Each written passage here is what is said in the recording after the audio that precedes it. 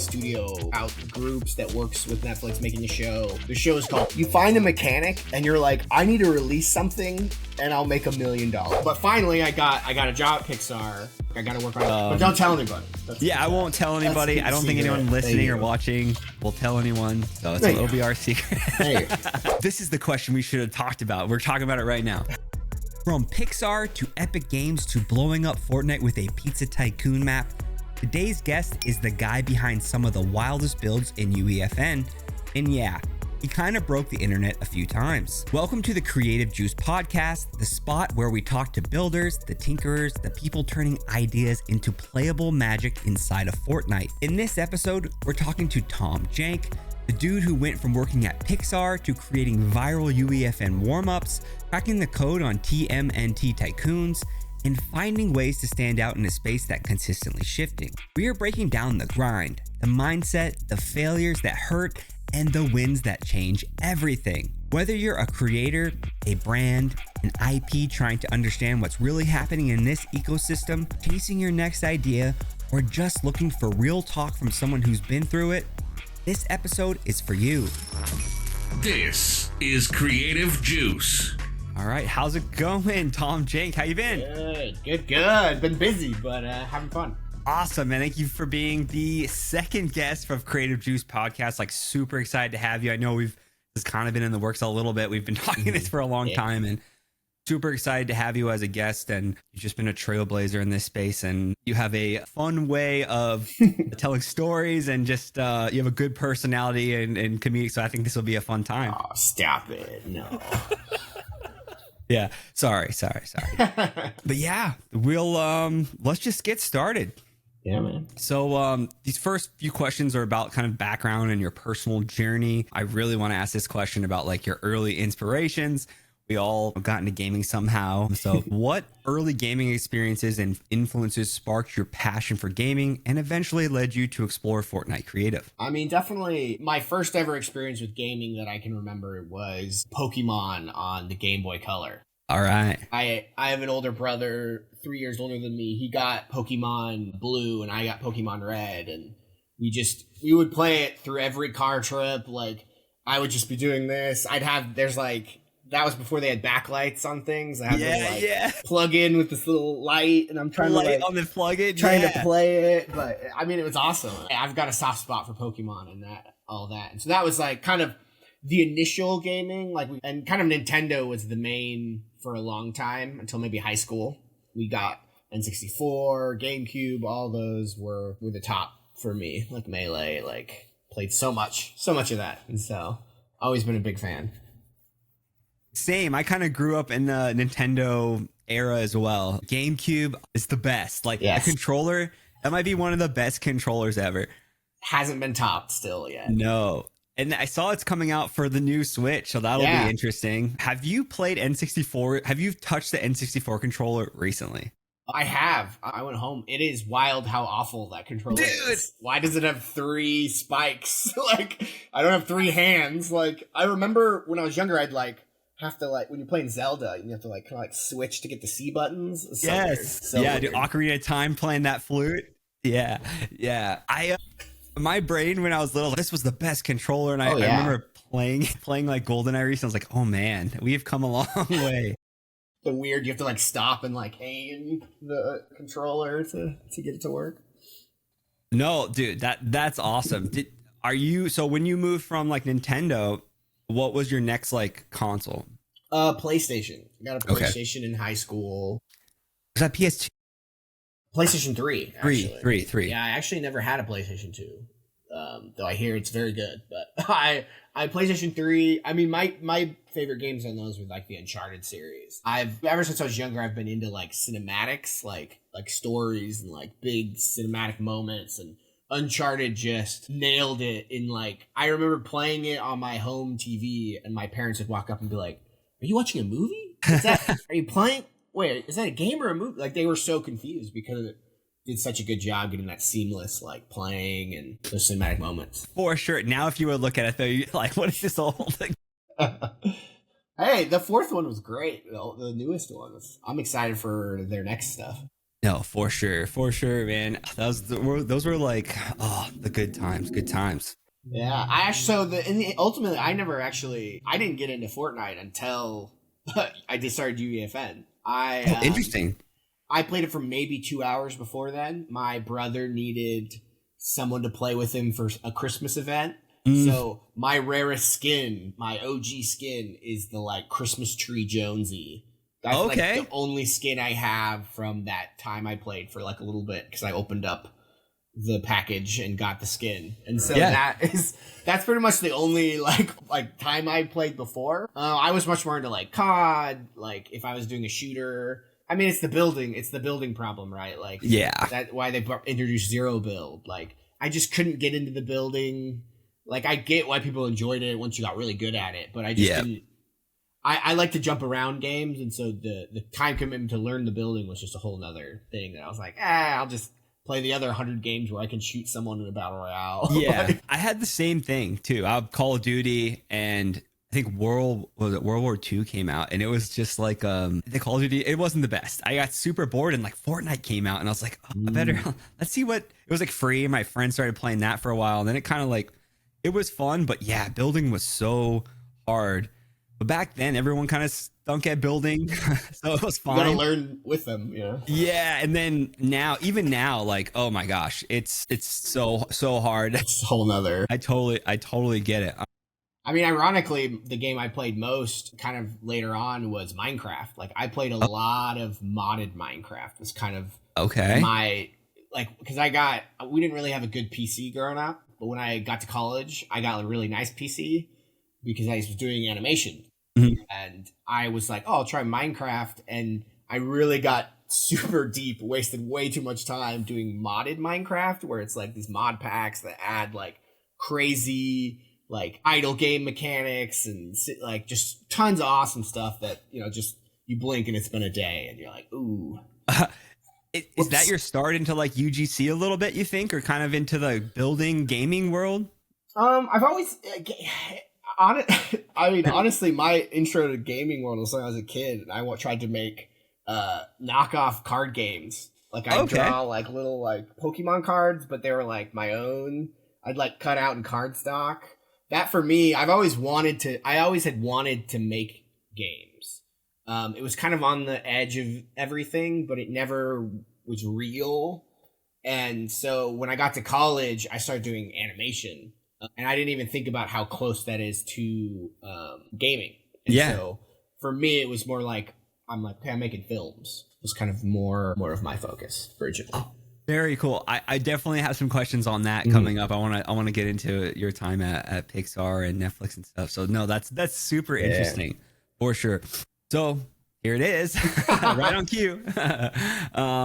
So the next question is about animation and into Fortnite. Thank you for the setup. You're welcome. So you made a major career leap from working at studios like Pixar and Netflix to becoming a full-time Fortnite creator.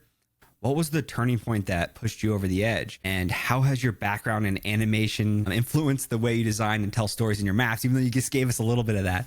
Yeah. So kind of how it happened was after I graduated college, I went through a lot of different studios, mostly film focused things. So I didn't work for Netflix. Well, not at Netflix. It was one of their like studio groups that works with Netflix making a show. The show is called Oni. It's a really great show that I wish did better on Netflix, but it's an animated kind of Japanese story, but it looks stop motion-y. It's really fun.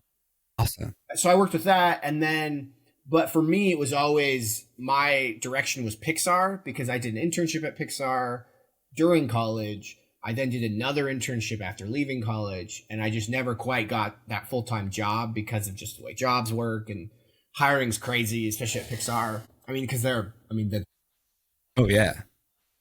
have the top people working there. And so, but finally I got a job at Pixar, and worked there for about a year, full-time work. I got to work on Elemental. And then, I said, that's awesome, dude. I love that movie. And the like animation is incredible.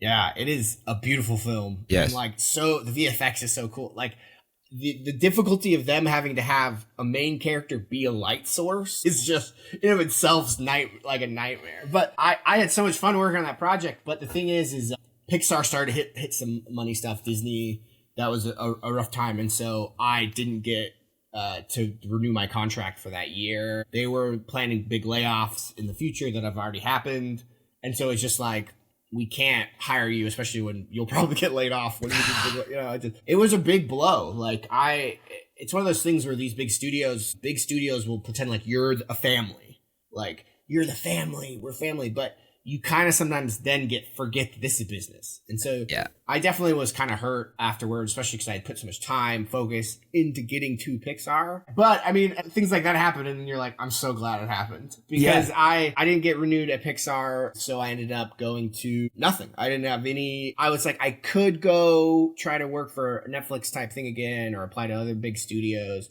But I was just so sick of big studios, like just dealing with execs and dealing with, like, I always say that I am sick. I get sick of, I don't want it to be someone else's fault for me failing. I like it when it's my fault. And so I don't have any delusions that I'm going to be perfect at it all, or I can always do it better than these professional big studios. But at the minimum, I know it was my fault. I made the bad decision, or because a lot of the times you're working at a big studio and you're like, the exec's like, do this, and you're like, but if I do this, it'll break because of this. And like, no, do this because we want this, and inevitably it'll break, and you have to do even more work. I got sick of that kind of stuff. Yeah. And so I messed around with a couple other game engines at first, making little like mini things, starting little things, but then UEFN got announced, and I had experience with Unreal Engine a little bit because I did some cinematic work in a couple jobs, like with Harry Potter Legacy. I was intern for that game like 5 years before it released. So like that game was a big game. But so I had a little experience, and so I was like, well, I'll just make a thing, post a thing, and then that just started popping off, and I got messages and people asking me to make them stuff, asking me how I did it, and I blinked, and now I'm professionally working in UEFN. Like it just happened. It's one of those things where it's just the opportunity perfectly hit my preparation, because it was just a perfect combination of all my skills that just hit right. That's awesome. Yeah, you just like never gave up, man. You just like you were adaptable, I guess. That's like the word. And your name, Jank, Tom Jenk. You don't have to make everything perfect, but that's actually, I love that process that you have, because it's just like, that's just with anything. Like your first builds are always going to, whatever, use the term suck, whatever, if you want to say that. Some people, your suck and someone else's suck could be different, but like you just keep at it, and then all of a sudden you're making these things that are insane and people are calling you up. So no, that's a really cool backstory, and thanks for sharing that. So I want to actually ask you, stay on this topic a little bit and talk about like from concept to playable experience, because you have been making, you've been taking UEFN and Verse and just making things that people didn't even know were possible. And you're also sharing that journey with people, which also is, not very common in this space. So, when your creative idea strikes, what's your process for turning that idea into a playable Fortnite experience? I mean, I'm constantly ideating. Like I have an iPad where just pages and pages and pages of ideas and random thoughts, and it's brainstorming. When you start brainstorming and writing your thoughts down, you'll get more and more. Like it's wild that becomes a muscle in of itself. Like the way you think of good ideas is you think up ideas that are bad, and then you edit, and so for me, an idea starts where I've written it down, and maybe and if I remember it later that I've written it down, I know it's an extra good idea because I still I'm still thinking about it. Sometimes I'll like go through my notes, like if I'm doing, and so sometimes things pop up where, for example, let's say like I want to make a Lego map. I'm like, hey, what were some ideas I had? And so I'll go through some of my old stuff from just the ideas that I've written down, whether they be from things I've seen on Roblox or things I've seen playing other games. Because I play a lot of indie games. I like to play random, weird games. Because the ideas can come from even watching movies. Like I love watching TV shows. you never know where those ideas will come from. Those ideas, just live life and you'll find ideas if you're looking for them. If you're taking the time to like write it down, look for them, you'll find them. Yeah, I literally cannot remember the saying, but is essentially just what you said. Is just like you have to write it down. Like your ideas, when you get something, you just need to write it down. That's the first step of anything. So no, that's very cool. I want to get into your daily warm-ups because these are awesome. They go viral every day. I look forward to seeing what you've been making, or just these really quick. If you guys haven't seen any of these daily warm-ups, make sure you're following Tom Jenk on Twitter or X, whatever you want to call it these days, because they are very, very cool. They're not little warm-ups that you're thinking about. These sometimes are like full-fledged mechanics, sometimes borderline games. So, your daily warm-up builds have become a staple, showing off the space and providing content that really resonates with the community. Can you tell us more about these builds, how they started, and what you enjoy about sharing them every day? Yeah, I mean, ultimately they started from me working on a big giant project and just being silent on social media for months. Especially early on, it was like, hey, I just spent 3 months working on this project. I haven't said anything. I haven't typed anything onto Twitter or any sort of thing. And so it kind of became this thought. One part of it is it builds the brand and this, like, it builds recognition. It reminds people I exist. Like, half of the battle with social media is the consistency in posting. Like, you just have to remind people you exist at the end of the day. Like, that's just the nature of it, right? So it came from that, where I'm like, I got to build a following. That's just part of this space. Also, there's an aspect of, I feel like when you're working on one project for a long period of time, you can really get in a rut of these ideas. You start making the same thing over and over again. And so by doing these quick, not low effort, but low, like you don't want to edit yourself too much. Like when you're doing these brainstorming and you're just trying to mess around and make stuff, a lot of the times you get stuck in your perfectionism and you never release something or never show something. And like, you've just got to be okay with it doesn't look great. You gotta just learn how to be okay with it not being perfect to show people.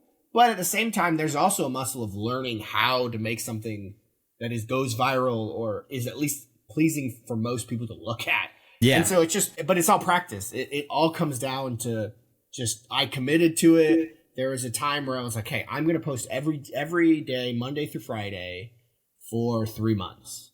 And I did that. It was rough. I have a secret. Not all of them were done in the morning. Some of them have to tell on yourself. Sometimes, I got a free Saturday and I make like 5 and I cut them up and I put them out. They're still about 1 to 3 hours of work. But sometimes I don't do that. I don't want to wake up super early that morning. Yeah, that's just working smart, to be honest. You know what I mean? But don't tell anybody. I won't tell anybody. I don't think anyone listening or watching will tell anyone. So it'll be our secret. No, that's super cool. And just smart and one, you're like learning an engine doing this, but also it's a twofold to get your name out there, show what you can build and do, which worked out for you because caught the eyes of major brands and Epic to do other big projects. So yeah, thank you for sharing that, and I hope anyone listening can kind of necessarily have to copy, but like there's definitely other things you can do. I mean, just being consistent, really, that's the key, I think, in anything, either in game development, social media. Yeah, at the end of the day, when you're in this space, that is just something like, I know a lot of people don't love that we have to be content creators, but unfortunately that's the indie game space. Like we just, I don't have any experience in the 1.0 era. I'm just talking right now in how I arrived, and this is how I see it. Like we're content creators at the end of the day. Like I should be posting more on YouTube, like, you can't be perfect, so you can start somewhere. And for me, I started on Twitter. It's like, hey, I'm just gonna be posting things. And now I don't post every day, but I think the algorithm recognizes that people like my stuff now. And so it kind of like, if I post twice a week, that seems to still get the same. Where before, if I stop for like a week on those daily warm-ups, I'd get nothing for another week of posting. And so and it's the same on 1.0. Actually, it's probably more fold on 1.0 because we didn't really have discovery up until the tail end. So you needed social media to get any visibility. And yeah, you grew a following, right? So then once you put that work up front, so then you don't have to post generally every day. So that does make sense, but I wonder what would happen, and maybe it's not. Maybe you don't post every day, or it's not like your daily warm-ups, but sometimes you just post or comment still, right? There was that time where I was like committed to posting every day, and I was like, I'm dying here. This might be a little too much. Yeah. Or other big projects came where it's like I gotta focus a little bit more. So I generally try to post 1 or 2 times now a week. Yeah. To keep that up. That's awesome. So do these like quick sessions influence any larger projects or like? Oh yeah. Okay. Absolutely. I mean, because when you're doing these quick sessions with lower stakes, you'll find weird things. You'll find the jank that works, that you're surprised. You're like, I can't believe this dumb thing worked. Okay, I guess I gotta spawn 100 acorns to clear a map. I guess, it's just like, you just learn the weird things that you can't learn unless you're doing it. Yeah. Like that's, I think you got big people coming from Unreal Engine coming in to make stuff, and they're like, oh, we'll show up these kids. It's like, unfortunately, this ain't perfect. Like it's not gonna be it doesn't work exactly the way you wish it was. I wish it worked great. Like I would have no problem removing all jank from my map.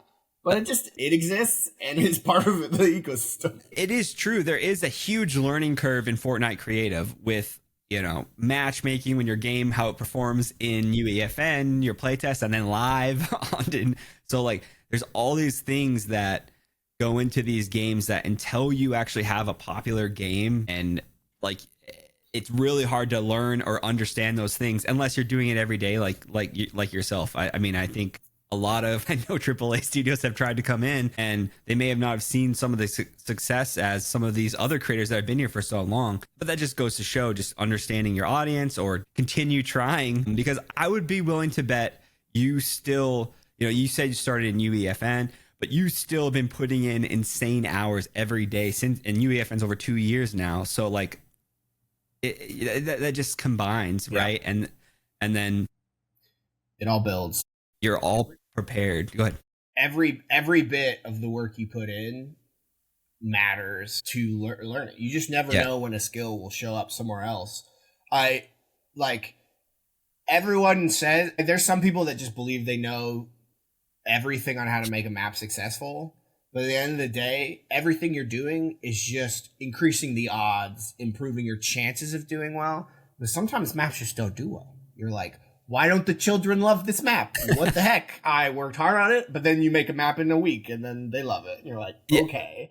It's frustrating, but for me, it's one of those things where it's like, it's so mentally freeing to just accept it. Like I would drown, or I would leave. Like I wouldn't work in this space if I felt that the work I was doing wasn't really building. Like I feel really bad when people feel that way. And it's like, I don't, because you can just roll bad a lot of times. It's unfortunate, no matter how good your maps are. Sometimes it doesn't work. It's not working out. You just got to keep pushing in different areas, whether it be the marketing or, because for me, the Twitter stuff doesn't really help get players. For me, it's the connections I made with creators, with Epic, because Epic knows me better. They're like, oh, they're keeping an eye out for the stuff I make, or other studios that want, and it's all multipliers, and it's all just increasing odds, but at the end of the day, you're still a bit of a slot machine. Yeah. I mean, look, some of the top teams that have top maps that have been in the space forever, they release new maps and they might not do well. Yeah, all the time. Yeah. It's a moving target. You've said it beautifully, I think, and it's just like increasing your odds, increasing your chances, and learning from every you're learning though every time you've published that map, maybe what went wrong possibly, or sometimes it's just timing. You just never know in this space. But you just keep at it. I mean, I probably tried 50 different maps before someone took off. I mean, like I published so many, like I think it took me 2 years before like any of my maps really did anything and made substantial amount of money. So it takes a while in this space, or it can. Sometimes you get lucky. It's painful. You try not to compare yourself to other people. Yeah. Like, that guy, I worked so much harder and he basically made pretty similar stuff, but it's doing so much better. What? That's not fair, and it's hard. Like, don't get me wrong, and I accept fully that I have been completely blessed, had luck, whatever your belief system is. I've been really lucky in the space that I've got, whether it be the skills that I was ready with or the fact that I can work on this practically 24/7. I'm not blind to that, and I think that's really important for people to recognize what they've had lucky going with them, as well as accepting when things are just going bad. And it's hard. It hurts, especially in the moment. Like, it does not feel good. Like, I had a map that I really liked that I thought was going to be amazing. It was the Job Tycoon map. I was like, I put 9 tycoons into 1 tycoon. Like, super fun stuff, super cool. Failed. And I was like, I'm pretty sure for like a week, I was just kind of depressed. I was just like, but you just got to pick yourself up. I mean, it only takes one, especially in this ecosystem. You can make so much from one map that it takes one. And it's painful, but sometimes it's just that next map that might be the one that hits off.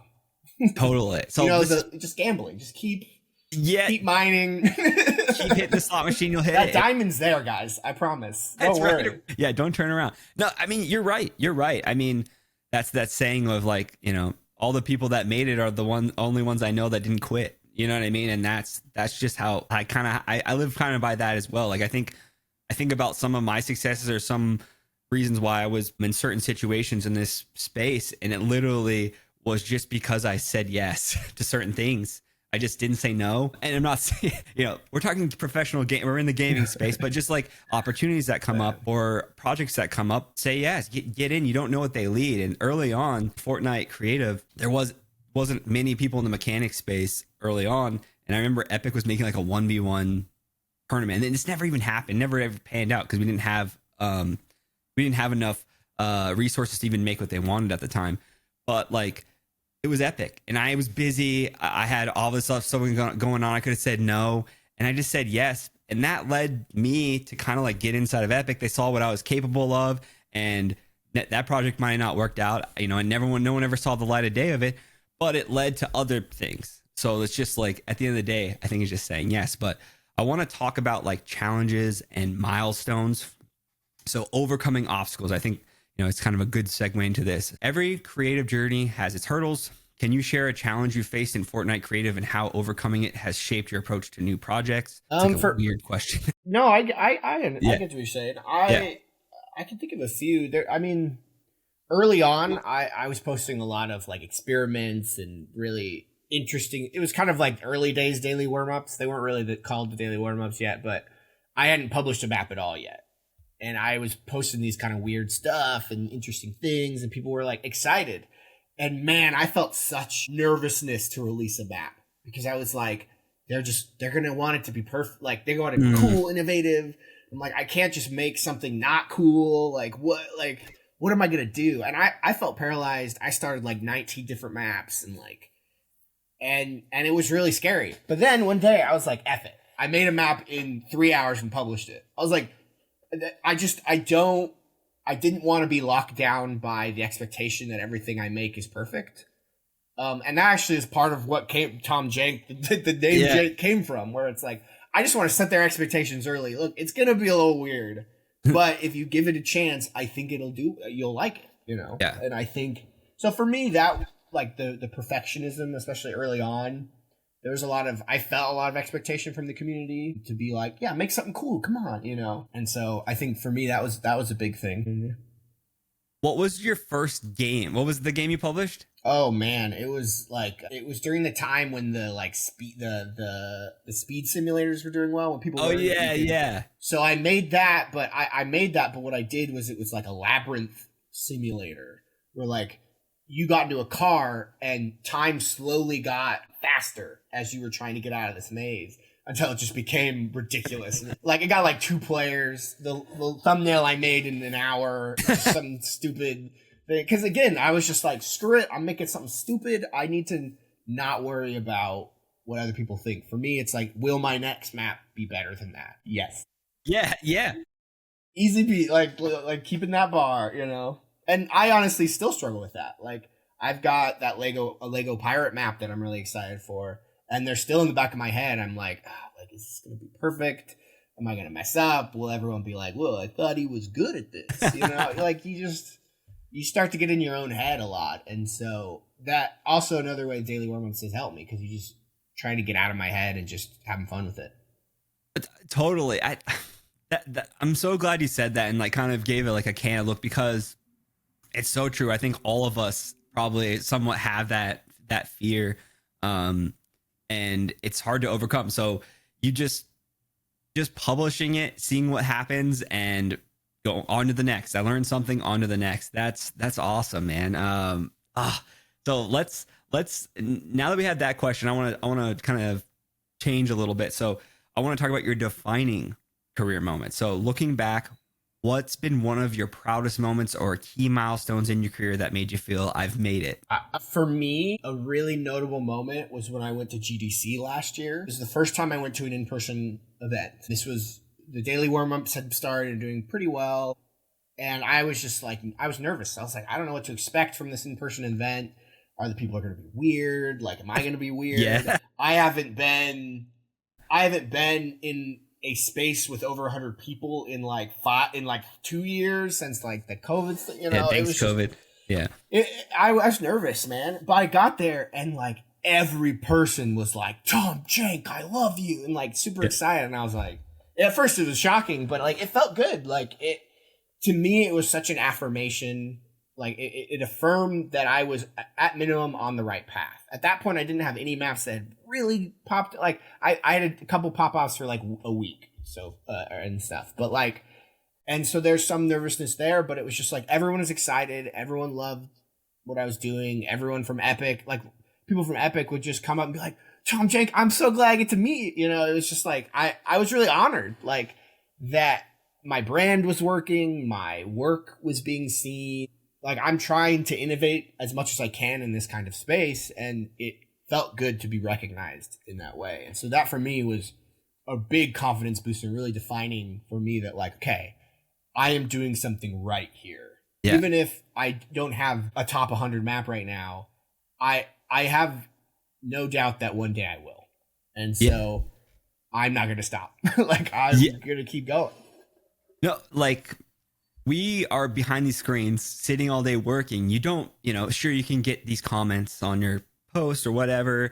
You don't really know, or you have all in your mind. And so when you go to these in-person events, it's just really wild, because people will even, that's when they'll say, hey, like I started because of this tutorial, or hey, you helped me here. Like, it's like, oh, that's awesome, dude. Nice to meet you. I remember in that event, I think that was the first time I met you. I was actually excited to meet you. Yeah, first time we met.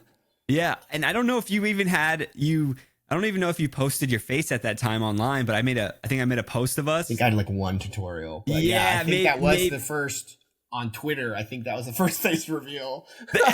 Dude, that posted insane of me and you in that picture, dude. So that just goes to show you, like, definitely, you're just super approachable and fun, and it comes off into your content. And, thanks, man. We're all kind of, nerds, right? In a good way, right? That's a cool thing nowadays. So, no, that's awesome, man, and I'm looking forward to Unreal Fest this year. I am so excited for Unreal Fest. Yeah.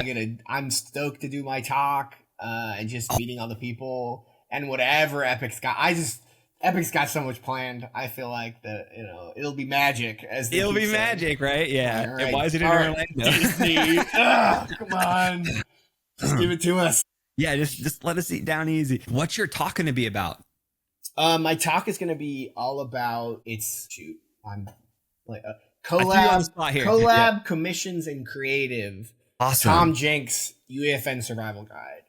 So awesome. Basically, the goal for the talk in general will be to just first off give just people know how I'm living, how I'm able to survive in this ecosystem, because it's crazy. It's unstable. You never know what's going to pop off. You never know what will just fail. And so I just want to kind of go through kind of what my experience and what's helped me get through, as well as try to give some advice to people that are interested in collaborating with other people, but are nervous about what legal stuff or working with big brands, and how I think you can be successful, or even just talking about how I think my brand did well and what I would recommend for others in the space. Because, this space is tough. But I think it's possible. You just got to be flexible at the end of the day. You gotta adapt. I totally get when people are really frustrated with a lot of the aspects. Like, I'm also very frustrated. I try to stay relatively positive in general, but I mean, that day, the update day, this season's update day, I was depressed for a day when we didn't get UEFN 2.0. I was definitely I was not a happy camper. I woke up, it was like Christmas. I was waking up. Yeah. I opened it up and it was nothing. Yeah, that was a weird week, to be honest. You know, we had the ecosystem talk at the time, and then we just got... Yeah, you had your whole thing. Oh, man. Yeah, well, and you know, that whole subject on itself is a touchy subject in our community. And then, like, a few days later, it was just like, or a week later, it was just like, hey, you're not getting you're not getting scene graph. Like, same, dude. I believe in them. It'll come. We'll be happy. We'll think back and be like, remember when that happened? That was so funny. But we're not there yet. But one day. No, it's still. I think that just goes what we've already said earlier. You have already said earlier is just like being prepared, though. Like, you've just consistently building still and being ready. And you've made all these different games. So when a new scene graph which opens up so many doors, or any of these new devices, sometimes you don't even like. And that's what I think is great about you. I wish we would have actually talked about this more. But you've kind of like. This is the question we should have talked about. We're talking about it right now. So, remember when you could put props, like you created cosmetics essentially? Oh, okay. Yeah. This is, I don't know if a lot of people know this, but I remember, how long ago was this now? We were a year and a half, 2 years? Yeah. No, it was right before that GDC that I went to, actually. So that was apparently one of the ways a lot of Epic employees knew my name. Well, yeah, that was huge. I mean, that was huge for everybody because that was the first time you could technically put cosmetics, attach things finally. To a player. And I don't know what update. Maybe you could talk about how that happened. How did you figure that out? Yeah. Oh shit, I gotta find his name. So I didn't find the setting. But you got inspiration a little bit. But what happened it was like, shoot, if I can, there's a guy, I think Alongo or something. Basically, he found a setting and he's like, what is this?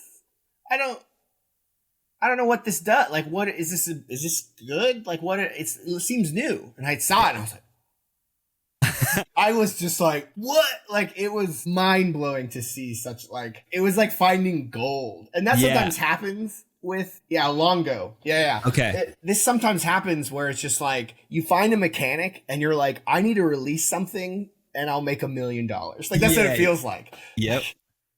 And it was found in kind of a public place, and it was just like we both kind of realized.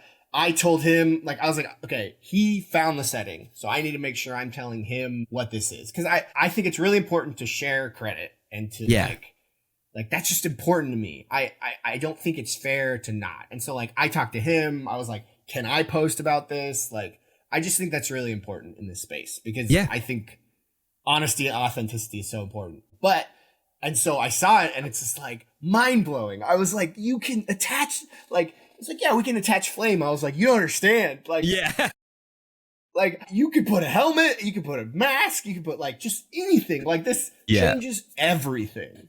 Especially, I'm sure, for brands. You were a game fan. I'm sure all the brands were like, I could make Coca-Cola launcher. Dude, I hit you up immediately. I'm like, hey, I'm going to tag you. Because again, I do agree. I like to give credit where it's due. I'm not, sometimes, things happen, but I try. I try my best. We all try. You should try your best. And I was like, dude, I have to post this because brands are going to go nuts when they see that you can put, because your video, and maybe I'll have it on screen. I'll put it up so you guys can see the original video he posted. So, because then you'll really understand what's going on. I really said, screw it. I'm putting every IP, like, I'm not going to publish this map, but I know what will be a viral tweet. So I'm doing it. Like, I have to. I don't love it, but I have to do this. Yeah. It was brilliant. So so now anytime you see a back bling in like a custom back bling, custom helmets, shoes, what else are we doing with that? Like or pet systems, swords, custom weapons, like So that's from this. That's from that workaround, because as you know, Epic really hasn't. We will get some items that's in the roadmap. Scene graph. Scene graph. So we will get maybe better opportunities to create these certain things in game without having to do a jank, pun intended. Mm-hmm. Yeah, that was, I remember that and I was like, oh my gosh, that was a really big moment. I think in UEF and Fortnite creative space in general, because it's everywhere. Yeah, it's all mapped now. Everything. Yeah, I also felt bad because like all the comments are like, "How did I do this?" I'm like, I'm not saying it's gonna get released, but I am not saying it as long as I can. Like I just not gonna post it until, because I knew that's engagement and people are gonna be commenting, asking, But I mean, it got revealed in what, like 20-30 minutes after the post went out. Like I knew, because of the public nature of where it was found, I was like, this isn't staying where it is. Like that's why I was like, I gotta post now. Instead, if I found that by myself, in all honesty, I would have gate kept that like crazy and made a map and made $1 million. Like that's what I would have done. But as you should, that's just smart. It doesn't mean that you're hiding anything and you come out later. I used to do that with a lot of my mechanics I used to do early on, is like I would make my game and then I would release a tutorial after on kind of how it was done. So yeah, no, that makes total sense. It reminds me early on, they gave us in the class designers, they allowed us to switch teams. Like, I know this is crazy. This is barbaric. This is back in the day. Yeah. Like crazy stuff, right? But this was actually the first, I was the first to create a team selection. Like, it wasn't possible at all. So again, just knowing exactly what's going on in each device and new things they're adding and paying attention. And sometimes you miss it. Sometimes it's like months later, you're like, now we can I see why this was added. You create something. And so I created the first team select and the game popped up because of that mechanic. And then of course, I was getting hit up by everyone. How do you do that? And then I made a tutorial anyway. So yeah, you just never know. It's just being in the space and just trying different things every day. And you figure these weird things out. Mm-hmm. Yeah. You never know when they ghost update something and you're like, wait a second. What's this? Yeah, when did this setting get in here? Where did this come? Yeah. But I think also it's important to know that it's okay when you do miss it. Because it's like, I feel like I've had those times where it's like, I knew that thing and I could have done it. It reminds me a lot of stock trading. Or like where it's just like, you can't sit there and think what ifs or you'll just drown. Yeah. I should have sold. I mean, that's kind of how I feel with the Walking Dead collaboration is coming out, and it's really cool and exciting. But for me, I'm like, sometimes as much as you should say yes to a lot of things, you should also learn to say no to things. Yes. Like for me, it's just I would love to make something, but I just don't have the time, and I don't want to make the other things worse than I'm making just because I want to pump something out with that. And so sometimes you gotta know yourself, Yeah. That makes perfect sense. I think if you're starting out and you're not seeing success, saying yes to everything, yes. But the more you say yes, then you understand what's kind of more worth your time. Your time changes throughout your journey. So like, hey, I got all these projects right now. Doesn't really make sense. It comes in waves, man. Yeah, and look, we've seen Fall Guys, we've seen TMNT, which we're going to talk about next, and Lego, things like that, right? And we all want them to do very well, but it's just, sometimes depending on, your workload, it may or may not be the right time to make something. But if you can jump on those and you have the time, usually they make a new row for you in Discovery. So if you can get in, it is worth it sometimes. You never know. And the maps that seems to stick from those IPs are the ones that are made stick for a while, or the ones made right off the bat. So let's transition into that. I want to talk kind of about your professional work and brand collaborations and stuff like that. And I want to talk about the TMNT, Teenage Mutant Ninja Turtles Pizza Shop Tycoon, because it was, I think, one of the best tycoons actually in the space, but also with IP, which was amazing. So your Pizza Shop Tycoon project was picked for the TMNT call out and became one of the most successful non-RVB, non-reverse blue version out there. Can you share what the creative process was like for that project and why do you think it did well? It's one of those things where a lot of factors hit at a good time. There was one, I went to Unreal Fest and they had that after party thing with TMNT. It was like very clear. There you go. You got the hat. Yeah.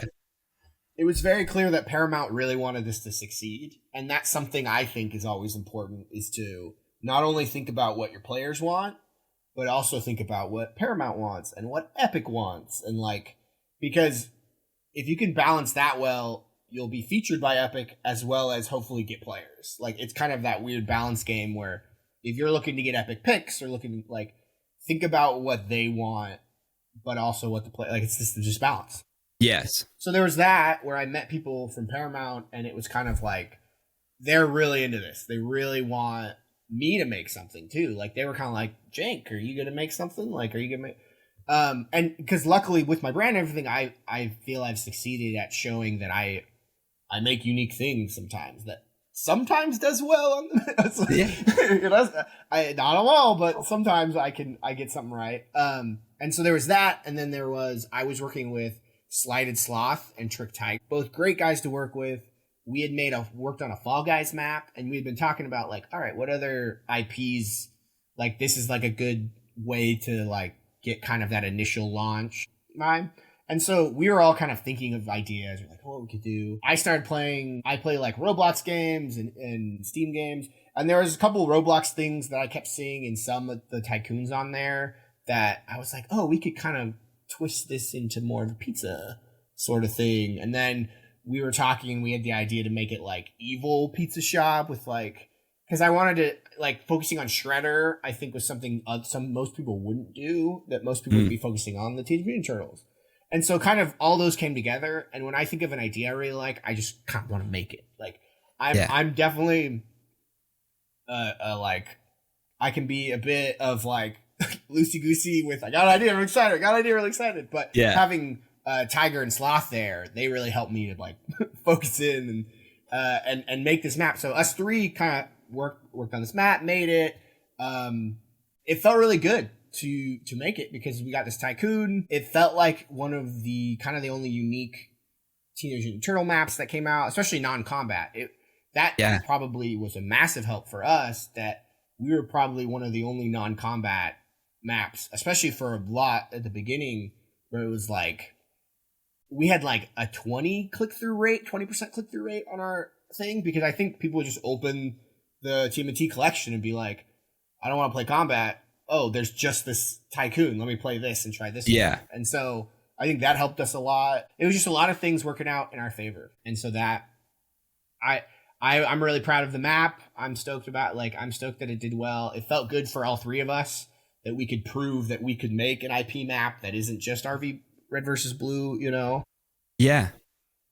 And so that felt good to kind of prove it out, and helps us prove to other, like, if we're trying to get other people to pay us for the, you know, and be like, we made a thing that was successful, so that helps for sure. It was done really well, though. I mean, that game, if go play it, Discovery, we don't need to go in this, needs some work. And so the IP portion of things is it's tough to keep some of those games going right now in Discovery, but like, it had a really good run. I think that map did really well for a long time, being an IP map, non-combat, and it was really fun to play. I think who in Epic loved. I think there was somebody in Epic that was playing the crap like Sax talked about Sax, yeah. We like I think our map was very good, but I cannot deny that we definitely got help from Epic. Like, we got like it was like Christmas Day that they put our map on the news feed. We're like, hello, Merry Christmas to me. To us, you know, and like, so like, it's undeniable that we got help. Like, don't get me wrong, it wasn't but I think it's again meeting those two moments, the opportunity as well as the map is solid enough to hold on to players, and so it's tough to get both. Yeah, even one of them is tough. No, for sure. And that's just it. It's, if the map sucked, if the map wasn't, you know, it wouldn't have never gotten in there. So yeah, I mean, you definitely want to make sure you guys get credit where it's due, but like, you know, it adds up over time, and all of a sudden sometimes it just takes that ball to keep rolling for something to strike. So no, that's awesome. Thanks for sharing that, and really fun game. So we're getting close to the end here. Let's kind of got a few more questions before we wrap it up. This is really fun, Tom. Appreciate it. And let's talk about the future plans and visions you have. So this is for visions for Fortnite Creative's future. Looking ahead, and I think I already know your answer. What exciting projects or new directions are you most enthusiastic about? What's that? So what are you most enthusiastic about in Fortnite Creative? So are there any like emerging trends or new tools that you EFN that you're like, can't wait to get your hands on? I mean, I scene graph. I love scene Yeah. graph, and I also have a very strong feeling that, like, I think some of the updates have felt a little bit lackluster, and it feels. My best guess on this is my guessing on this, is that they're really trying to make sure scene graph is a solid foundation, and things will start to pick up once they like got exactly what they want for scene graph. Because scene graph isn't just UEFN's future; it's Unreal's future and Unreal 6. Like, this is their core framework that they're basically rebuilding, and so I'm really excited for that, because that will open up the opportunity for even more creative and innovative Fortnite maps. I think one of the tough things to break through the combat barrier of success, not to say combat maps are bad or anything, just to have different maps do well, is we just need the right tool and less jank. Like, I can kind of make a unique map, but you still run into those things, and so scene graph will solve many of those problems, if not all of them. There'll still always be jank in game development, no matter what. Like, always. But that's one thing I'm excited for. I'm very committed to I have a goal that I want to make a successful Lego map. That's something I'm really passionate about, in the way of, like, I love the Lego games. Lego Star Wars was actually the first time our family did get a computer. It was because I convinced my dad to buy a new computer so I could play Lego Star Wars because it broke our old one. And so, like, I really want to give Lego justice, because I feel like there's still a lot of space in Lego, and they are really passionate about it as well. And so I'm hoping that tool set can develop more. Yeah. No, I'm super excited about that. You've been posting some little teasers on your social media, so you guys can go all check that out. But that game is going to be insane, and I think just from even the teasers, I don't think there's been a game like it. So I'm super excited to see that come out. And scene graph, I think right now, like even Alberto, the previous probably hit that's same answer for him. Can you give for anyone listening that maybe did not understand scene graph, like explain like I'm 5. Yeah. That's another thing that's tough with scene graph, because it's hard to explain it in a simple way. Yeah. I feel like it's very scary. I know before that one update that we were all very sad about, I saw a lot of nervousness, and some people felt relief, I think, after it didn't get added. They're like, oh, still have time to like learn it, or don't have to worry about it yet, and people making stuff. So scene graph, if you, because it's a system. Nope. Let's see. Scene. I can't. I couldn't do it. It's just like, okay, so the tutorial. Okay, here I got I'm imagining I'm talking to a 1.0 person that only does Fortnite Creative 1.0. Let's pretend like that is the audience that I'm talking to about scene graph. Okay. So imagine if you could spawn a button, like, dynamically. You don't have to place your buttons everywhere or worry about memory of having only 10 buttons. I can make a button that you can just drag in, and it's theirs button. Or say you want to make your own. So you got an objective device. You know how there's like a million settings on an objective device? Yes. What if you only wanted 3 of them? I only want to be able to break the thing, I want to restart it, and I want it to have a little banner over it. You can make a little, like, your own creative device that's just that, and then you can drag it in. The hope is, what I understand, what they've been saying, is that one day we will be able to make little devices for 1.0 people to be able to use. And so that's like the dream, right? Like, that I could make stuff, sell it on Fab, and then a 1.0 creator can just go into their toolbar and whatever their Fab section and just like drag and drop like the Tom Jenk objective device, like, and it will just be, so you'll save memory because it won't have all the options you don't need. You'll save. Also, if you have like 12 in your map, but you're like, crap, I meant to add a billboard there on top of it. I don't have one. Like, I'm going to have to go to all 12 of them, attach a billboard, attach it to the code, attach to the thing. You don't have to do that. You can just edit the prefab, and it'll update on all of the things on the map. And so now they all have the billboard and can be connected through code or whatever that is. Don't get me wrong, there will be verse stuff that I think will be dramatically important to know when it comes to scene graph, especially early on. Like, it is unfortunate in the way that there are going to be things that like, in order for them to get it out, from what I understand, in order for them to get it out, it won't be super accessible to everyone instantly. Like, that's just not possible with the way that they're developing it. Yeah. But I do believe eventually they're not forgetting about the 1.0 people. They still really want people to be able to make it on a console, you know, like, yeah. I think it's important to learn verse. Don't get me wrong. If you're picking between learning and not learn verse, learn verse. But if you don't want to, it's not going to be required. It's just the update. It will take a little longer for you to get those features, you know. No, but if that's that helps, awesome. No, that was perfect. And I think I really wish Epic would come out and give us kind of a little of that kind of look, because 1.0 definitely hasn't gotten a lot of love since UEFN came out. So I think like seeing a positive spin on how it can actually help it out is a good thing for the community. So that's really cool. It's like a community being able to make creative devices for each other in of itself will be big, you know. That'll be huge. Yeah, especially if you can get better memory. All right, so we just have 2 more questions. So this one's kind of on advice and personal insight. So just guidance for any aspiring creator. So for listeners who are just starting out in Fortnite creative, what is the one piece of advice you'd offer to help them build a lasting career in this space? Learn to take breaks. Okay. I do not work on Sundays. The only work I do on Sunday is writing ideas down. Pretty much the only thing. I'm not saying do it on Sunday. This isn't like a religious pitch or anything. But take a break. Because for me, it feels like a muscle. Like when you're working out, you have to take breaks in order for it to build back. And I haven't had major burnout. I mean, there's been rough times. I think the burnout that I've hit were mainly just disappointments in releases.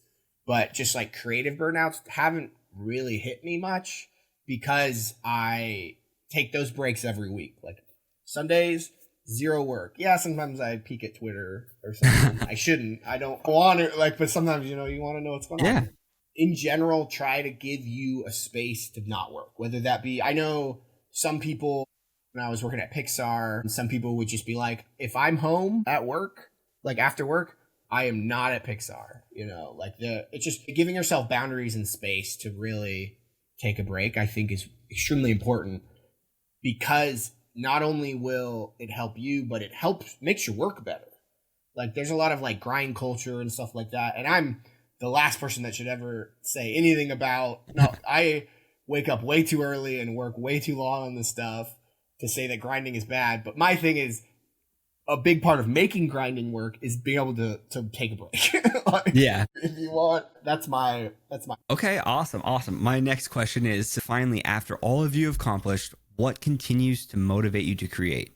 If you could go back and give your younger self one piece of advice, what would it be? Embrace the jank. I mean, it's kind of like I said before early on, where I had to be okay with things being broken. Ironically, my name originally was Tom Grinch originally. And as I was growing, I realized now's the time to change the name if I don't want it to be Grinch. I didn't want to deal with any possible copyright or whatever. And so I was like, okay, what could it be? And this was kind of around the time where I was like, okay, I need to rebrand myself. What's at the core of what I'm trying to do? And I really think embracing the jank, just being okay with the craziness that comes with working in this space, setting expectations early that not everything's your fault, but some things are. I think humility is really important. I'm not the best at it at all. I mean, the fact that I say my name like a Pokemon all the time, really shows humility, No. But I mean, being okay with not knowing everything is just part of the journey. Everyone doesn't know what they're doing. Yeah.